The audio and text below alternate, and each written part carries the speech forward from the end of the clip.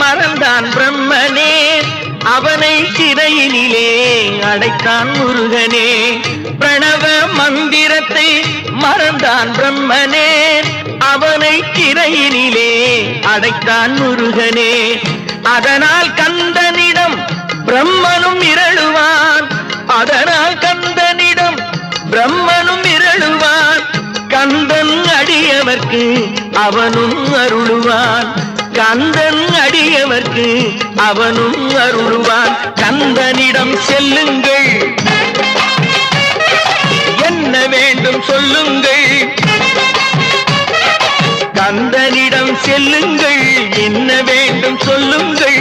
வந்தவினை தீந்துவிடும் மற்றவற்றை தள்ளுங்கள், வந்தவினை தீந்துவிடும் மற்றவற்றை தள்ளுங்கள். கந்தன் காலடியை